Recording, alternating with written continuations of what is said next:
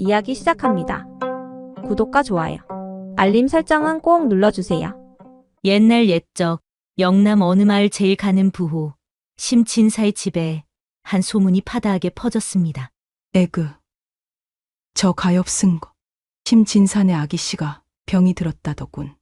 하필이면 그리 고운 아기씨가 말이여. 원래 고운 꽃일수록 쉬시든다고 했거늘.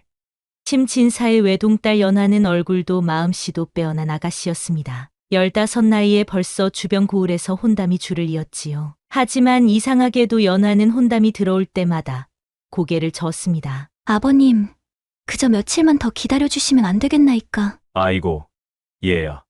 이제 시집 갈 때도 되었거늘. 대체 왜 그리 혼사를 미루려 하느냐? 그저 연하는 말끝을 흐리곤 했습니다. 그러다 얼굴이 하얗게 질려 자리에 눕곤 했지요. 점점 연하의 얼굴은 창백해져 갔고 밥도 잘 먹지 못했습니다. 그러던 어느 날 밤이었습니다. 연하의 방 근처를 지나던 하녀가 이상한 목소리를 들었습니다. 오늘도 오시는군요. 그래. 이제 내 혼이 무르익어가는구나. 하녀는 깜짝 놀라 방문 틈새로 안을 들여다보았습니다. 달빛만이 스며드는 어둑한 방 안, 연하는 홀로 앉아 허공을 바라보며 이야기를 나누고 있었지요. 이리 오렴. 내 혼이 더욱 무르익을 때까지 매일 밤 나를 기다리거라. 이 광경을 본 하녀는 혼비백산하여 달아났습니다. 다음 날 하녀의 입을 통해 이 소문은 삽시간에 마을에 퍼졌지요. 아이고, 큰일 났네. 심진사댁 아기씨가 귀신 들렸다네. 밤마다 홀로 허공과 이야기를 나눈다지 뭐야. 그저께는 김진사댁 따님이 실종됐다더니 이거 보통 일이 아닐세. 이 소문을 들은 심진사 내외는 발을 동동 굴렀습니다. 무당도 불러보고 절에 가서 백일기도도 올려보았지만 연하의 상태는 나아질 기미가 보이지 않았지요. 그러던 어느 날 마을에 한 젊은 의원이 찾아왔습니다. 소인, 이 마을 새로 부임한 의원 강무백이라 하옵니다. 아기씨의 병을 고쳐드리고자 왔사옵니다. 하지만 심진사는 고개를 저었습니다. 젊은 의원께서 무슨 힘이 있다고. 마을에서 제일 가는 의원도 손을 들었는데. 그러자 강무백은 단호히 말했습니다. 대감, 아기씨의 병은 보통 병이 아니옵니다. 제가 아기씨를 직접 한 번만 뵙게 해주시옵소서. 강무백은 연하의 방으로 향했습니다. 방문을 열자 창백한 안색의 연하가 보였지요. 그런데 이게 웬일입니까? 강무백이 연하를 보자마자 몸을 부르르 떨더니 뒤로 물러났습니다. 이는 강무백의 눈에는 연하의 머리 위로 시커먼 기운이 소용돌이치는 것이 보였습니다. 그리고 그 기운 속에서 어떤 형체가 은은하게 비치는 듯했지요. 아기씨, 혹시 꿈에서 누군가를 만나고 계시지 않습니까? 이 말에 연하가 깜짝 놀라 고개를 들었습니다. 그게 어찌. 연하는 떨리는 목소리로 이야기를 시작했습니다. 달빛이 밝은 밤마다 검은 갓을 쓴 한 사내가 꿈에 나타나옵니다. 그이는 자신이 저승사자라 하였고 이상하게도 그이를 보고 있으면 가슴이 설레이고 그이와 함께 있고 싶어 견딜 수가 없사옵니다. 연하의 말을 듣고 강무백의 안색이 창백해졌지요. 그가 떨리는 목소리로 말했습니다. 큰일이로소이다. 아기씨의 혼이 위험하옵니다. 강무백은 심진사 부부를 조용히 불러냈습니다. 대감, 마님, 아기씨의 병은 제가 예전에 스님께 들은 바와 같사옵니다. 아니, 그게 무슨 말이오? 강무백은 깊은 한숨을 내쉬며 입을 열었습니다. 3년 전 경상도 안동 땅에서도 같은 일이 있었사옵니다. 15 처자가 밤마다 저승사자를 만난다 하더니 보름달이 뜨던 날 처자의 몸에서 혼이 빠져나가 그만. 그 처자는 어찌 되었소? 강무백은 고개를 떨구었습니다. 그저 차디찬 시신만이 남았을 뿐이옵니다. 아이고, 우리 아기. 마님은 그 자리에서 기절하고 말았고 심진사는 부인을 부축하며 떨리는 목소리로 물었습니다. 그럼 우리 연화도 아직 늦지 않았사옵니다. 제가 스승님께 배운 비술이 있사옵니다만. 강무백은 품속에서 낡은 부적 하나를 꺼내 들었습니다. 붉은 글씨로 쓰인 부적에서는 은은한 기운이 감돌았지요. 이 부적으로 아기씨의 꿈에 들어가 보겠나이다. 허나는 무엇이오? 이는 목숨을 건 일이 될 것이옵니다. 꿈속에서 저승사자와 맞닥뜨리면 소인의 목숨도 장담할 수 없사옵니다. 그날 밤 강무백은 연하의 방 앞에 앉았습니다. 손에는 부적을 들고 입으로는 스승님께 배운 비문을 외웠지요. 한참 후 달빛이 방 안으로 스며들자 이상하게도 연하의 숨소리가 거칠어지기 시작했습니다.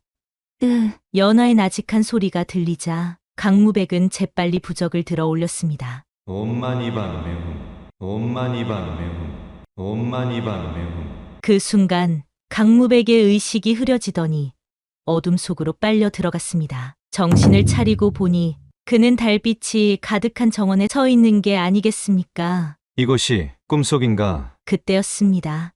까마귀 울음소리와 함께 한 차락의 검은 바람이 불어왔습니다. 바람이 멎자 그곳에는 한 사내가 서 있었지요. 이런 곳에 뜻밖의 손님이 있었나? 검은 갓을 쓴 사내는 새하얀 피부에 썹이 청아한 보기 드문 미남자였습니다. 하지만 강무백은 그의 실체를 한눈에 알아보았지요.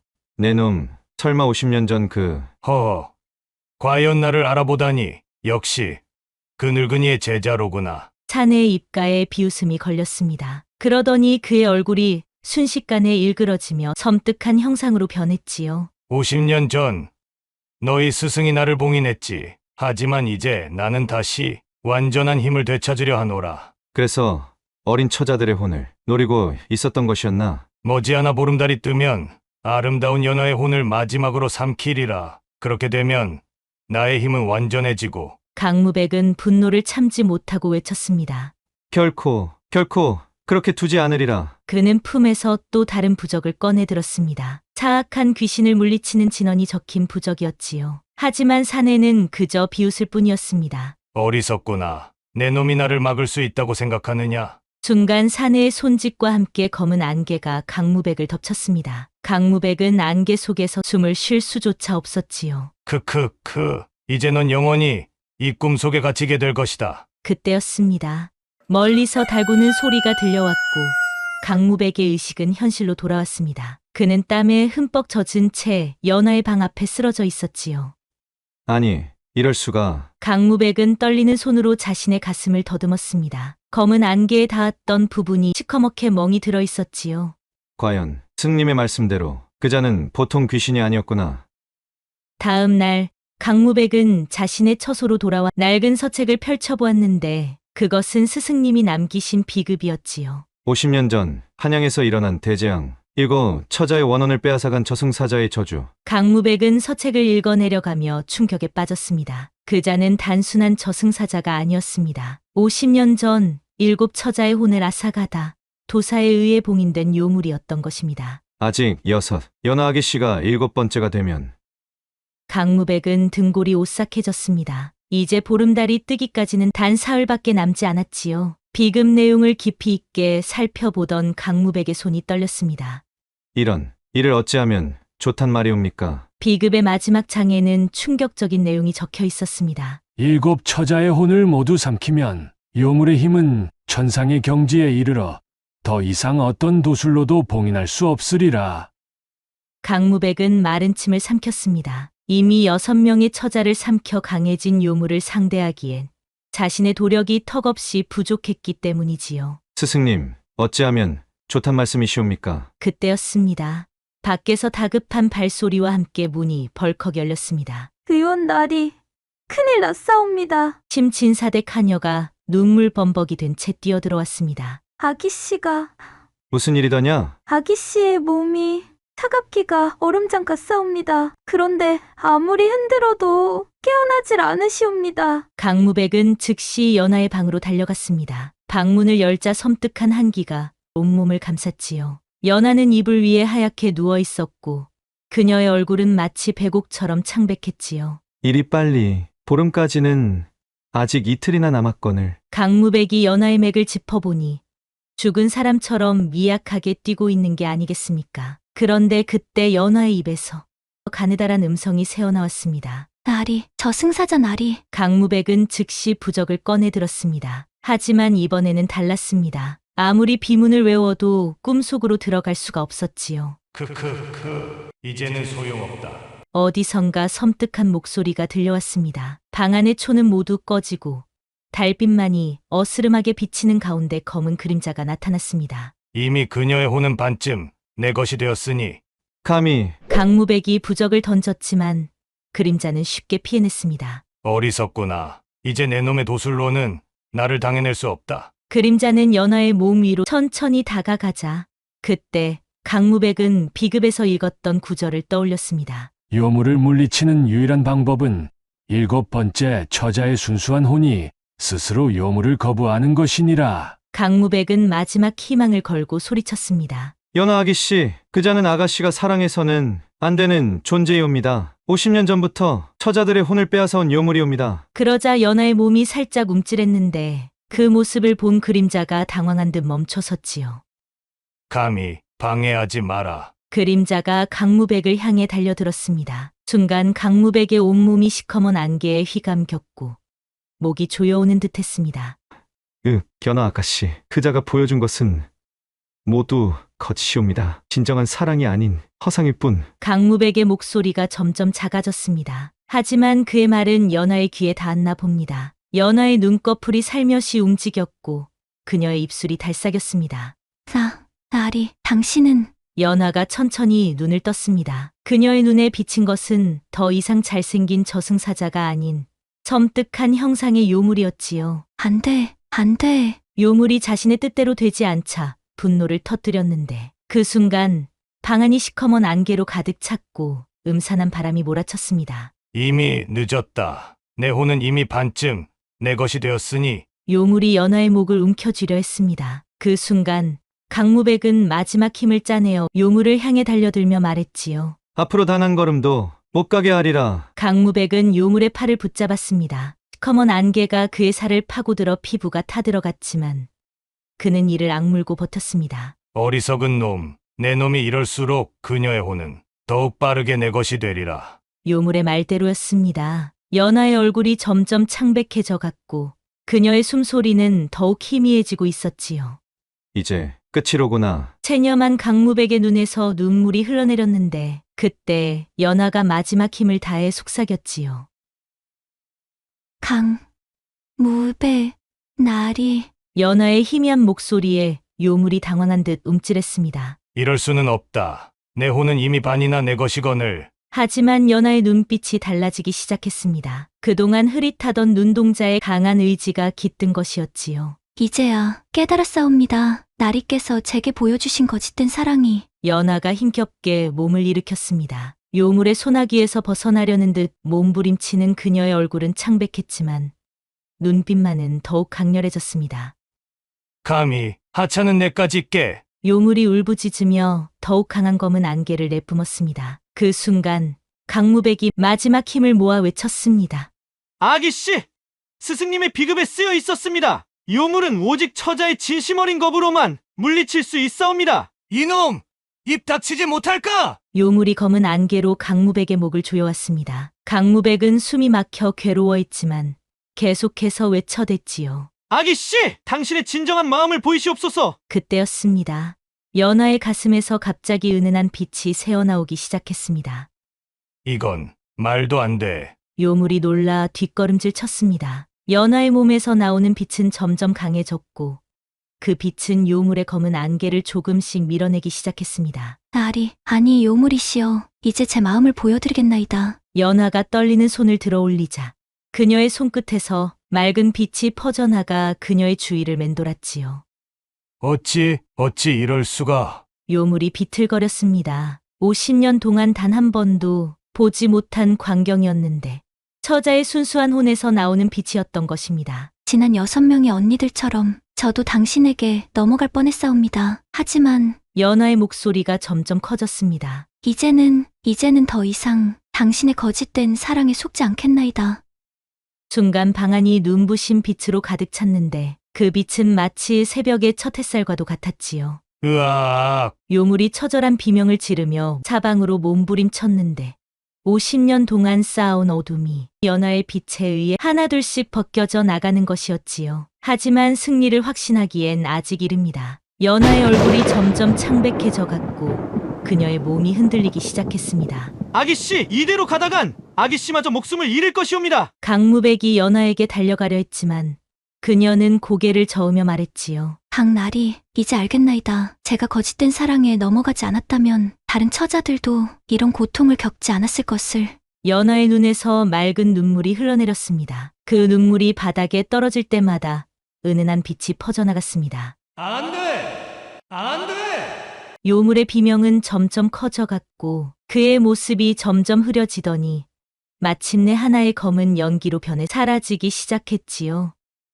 순간 연하의 몸이 스르르 쓰러지고 있었는데 연하 아기씨, 강무백이 달려가 그녀를 받아 안았습니다. 요물은 완전히 사라졌지만 연하의 숨결도 점점 약해져만 갔습니다. 강나리, 이제 편안해졌나이다. 연하의 마지막 미소와 함께 방 안에 갑자기 맑은 빛이 가득 차기 시작하면서 그 빛 속에서 놀라운 광경이 펼쳐지는 게 아니겠습니까? 하나, 둘, 하얀 나비들이 빛 속에서 날아오르기 시작했는데 그것은 다름 아닌 요물에게 희생된 6 처자의 혼이었지요. 이렇게 오랜 세월을 기다렸사옵니다. 드디어 저희가 자유로워질 수 있게 되었사옵니다. 처자들의 목소리가 방 안을 맴돌았고 그들의 모습은 흡사 달빛처럼 은은하였고 얼굴에는 평화로운 미소가 깃들어 있었지요. 연하 아기씨, 당신의 순수한 희생으로 저희가 해방되었사옵니다. 6 처자의 혼이 연하의 주변을 맴돌기 시작했는데 그러자 놀랍게도 연하의 창백했던 얼굴에 조금씩 혈색이 돌아오기 시작했습니다.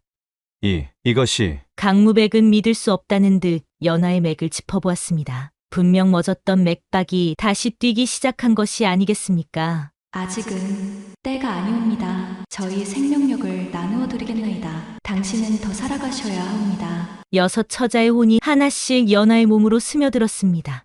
그때마다 연하의 몸에서는 생명의 빛이 퍼져나갔지요. 마침내 연하가 눈을 떴습니다. 그녀의 눈동자에는 이전과는 다른 깊이 있는 광채가 어려 있었지요. 강나리. 아기씨, 정말로 살아나신 것이옵니까? 강무백은 눈물을 흘리며 연하를 부둥켜 안았습니다. 그 순간 방문이 벌컥 열리며 심진사 부부가 달려들어왔습니다. 아이고, 우리 아기. 달려온 부모님을 본 연하의 눈에서도 맑은 눈물이 하염없이 흘러내렸지요. 가족들이 서로를 부둥켜 안고 기쁨의 눈물을 흘리는 사이 방 안에는 은은한 향기가 퍼져나갔습니다. 이제야 모든 것이 끝이 났구나. 그렇게 창밖으로 동이 트기 시작했고 새벽빛이 방 안을 비추었는데 바람을 타고 꽃잎들이 방으로 들어오자 아기씨, 강무백이 조심스레 입을 열었습니다. 이제 저는 가봐야 할 것 같사옵니다. 그러나 연하는 고개를 저으며 강무백을 불렀지요. 강나리, 6 언니들이 제게 말씀해 주셨사옵니다. 진정한 사랑이 무엇인지를 나리께서 보여주신 그 마음이 저를 살린 것이라고. 연하의 말에 강무백의 얼굴이 붉어졌습니다. 그때 심진사가 앞으로 나서며 말했지요. 젊은 의원, 내 딸을 구해준 은인이시니 앞으로 우리 집에 사위가 되어주시면 어떻겠소? 예, 그저 미천한 의원에 불과한 제가. 강무백이 당황하며 말을 더듬었지만 연하가 그의 손을 살며시 잡으며 말했지요. 이제 제 곁에 머물러 주시겠나이까. 그때 마당에 핀 매화 한 송이가 바람에 날려 2 사람 사이로 떨어졌지요. 그리고 얼마 후 연하와 강무백의 홀례식 날이었습니다. 봄바람이 살랑이는 마당에는 매화가 흐드러지게 피어 있었고 6마리의 하얀 나비가 그 주위를 맴돌았지요. 여보, 그날 이후로 꿈에서 6 언니들을 배웠사옵니다. 그런 일이 있었소? 언니들께서 말씀하시길 제 안에 그분들의 생명력이 함께 있기에 이제 저는 결코 혼자가 아니랍니다. 강무백은 감동에 젖어 연하의 손을 꼭 잡았습니다. 그리고 언니들께서 부탁하신 것이 있사옵니다. 그게 무엇이오? 앞으로 매년 봄 매화가 필 때마다 외로운 처자들을 위한 제를 올리자 하셨사옵니다. 그리하면 언니들께서도 함께 하시겠다 하셨지요. 그날 이후로 연하와 강무백은 매년 봄이면 매화나무 아래에서 제를 올렸습니다. 그런데 신기하게도 그럴 때마다 하얀 나비들이 찾아와 그들 주위를 맴돌았고 이상하게도 그날은 항상 향기로운 바람이 불어왔다고 합니다. 세월이 흘러 연하와 강무백에게는 7명의 예쁜 딸들이 태어났는데 마을 사람들은 그 아이들을 보며 이상한 이야기를 했지요. 참으로 신기한 일이구려. 7 아이들의 눈빛이 마치 옛날 이야기 속 7 처자의 눈빛과 똑같다는구려. 그것뿐이 아니오. 달빛 아래서 보면 그 아이들 주위로 은은한 빛이 감돈다지 않소? 소문대로 아이들은 자라면서 이상한 능력을 보였지요. 아픈 사람의 마음을 달래주는가 하면 슬픔에 빠진 이들에게 위로를 건네는 등 주변 사람들을 돕는 일에 앞장섰지요. 여보, 우리 딸들이 그렇사옵니다. 7 처자의 선한 마음이 우리 딸들에게도 이어진 것 같사옵니다. 이렇게 연하와 강무백의 가족은 대대로 어려운 이들을 돕는 일을 이어갔다고 합니다. 그리고 지금도 그 마을에 가면 매화가 필 때면 6마리의 하얀 나비가 그들의 집 마당을 찾아온다고 하지요. 옛말에 진심이면 통한다는 말이 있습니다. 이 이야기 속 연하는 처음에 거짓된 사랑에 빠져 힘든 시간을 보냈지만 강무백의 진정한 마음이 그녀를 구원했지요. 또한 6 처자의 한을 풀어준 것도 바로 연하의 순수한 희생이었습니다. 자신의 목숨까지 내놓을 수 있는 그 마음이 50년의 원한을 풀어주었으니 이것이야말로 진정한 사랑의 힘이 아닐까요? 세상을 살다 보면 때로는 거짓된 유혹에 흔들릴 때가 있습니다. 하지만 그 순간에도 우리를 진심으로 걱정하고 아껴주는 이들이 있다는 걸 잊지 말아야 할 것입니다. 오늘 이야기가 여러분들의 가슴 속에 작은 울림이 되었기를 바라며 이만 야담TV 이야기를 마치도록 하겠습니다. 야담TV 채널을 시청해주셔서 정말 감사합니다. 더 많은 이야기가 궁금하시다면 구독과 좋아요를 눌러주세요. 구독하신 분들께는 새로운 이야기를 가장 먼저 보내드립니다. 뒤에 뜨는 다음 이야기도 놓치지 마세요. 여러분의 하루가 행복하시길 바랍니다. 감사합니다.